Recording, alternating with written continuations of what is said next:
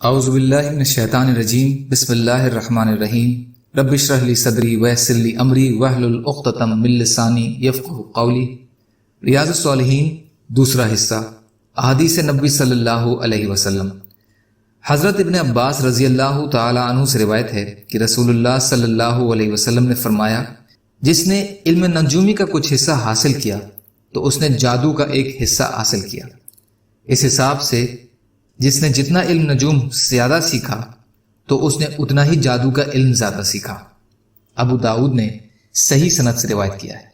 فائدہ، اس میں علم نجوم کو جادوگری کا ایک حصہ قرار دیا گیا ہے، اور اسلام میں جادو کا علم سیکھنے کو کفر تک سے تعبیر کیا گیا ہے، جس سے واضح ہے کہ نجوم اور کہانت کا علم بھی اسلام کی نظر میں کتنا خطرناک ہے، اور اس کا سیکھنا کتنا بڑا جرم۔ اس علم نجوم سے مراد وہ علم ہے جس کی بنیاد پر مستقبل میں ہونے والے واقعات کی پیشگوئیاں کی جاتی ہیں، اور ان کو وہ ستاروں کی چالوں سے جوڑتے ہیں۔ اس کے علاوہ ایک علم فلک ہے جس کی روح سے سورج اور چاند کے طلوع اور غروب اور دوپہر وغیرہ وقتوں کو متعین کیا جاتا ہے۔ یہ ایک جائز علم ہے کیونکہ اس کی بنیاد تجربے اور مشاہدے پر ہے۔ حضرت معاویہ بن حکم رضی اللہ تعالی عنہ بیان فرماتے ہیں کہ میں نے عرض کیا، اے اللہ کے رسول، میرا زمانہ جاہلیت قریب ہے، یعنی ابھی تازہ تازہ اسے نکل کر آیا ہوں، اور اب اسلام لے آیا ہوں، اور ہم میں سے کچھ لوگ کاہنوں کے پاس جاتے ہیں۔ آپ صلی اللہ علیہ وسلم نے فرمایا، تم ان کے پاس مت جانا۔ میں نے کہا، ہم میں سے کچھ لوگ بدشگنی لیتے ہیں۔ آپ نے فرمایا، یہ ایک ایسی چیز ہے جسے وہ اپنے سینے میں پاتے ہیں، تو یہ ان کو کاموں سے نہ روکیں۔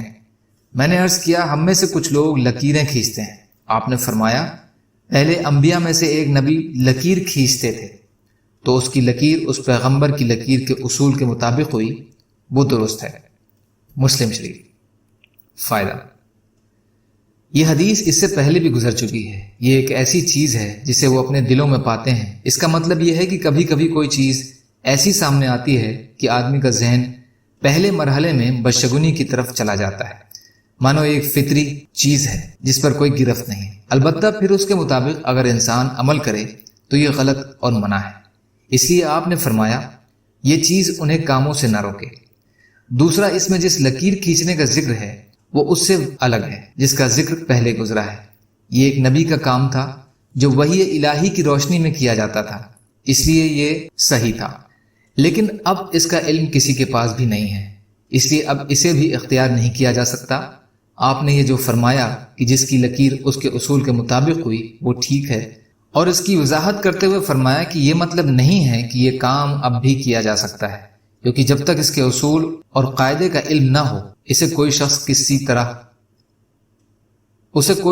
طرح کر سکتا ہے۔ یہ لکیریں اللہ کا نبی کس طرح کھینچتا تھا، اس کے اصول اور ضوابط کیا تھے، اس کا علم اس پیغمبر کے ساتھ ہی چلا گیا، اس لیے اب یہ بیکار کام ہے۔ یہ پیغمبر کون تھا؟ کچھ کہتے ہیں کہ حضرت دانیال تھے، اور کچھ لوگوں کے حساب سے یہ حضرت ادریس علیہ السلام تھے۔ اللہ تعالیٰ کہنے سننے سے زیادہ عمل کی توفیق عطا فرمائے۔ یا اللہ رحم کا، کرم کا، عافیت کا، درگزر کا، فضل کا معاملہ فرمائیے۔ یا اللہ سچی توبہ کی توفیق عطا فرمائیے۔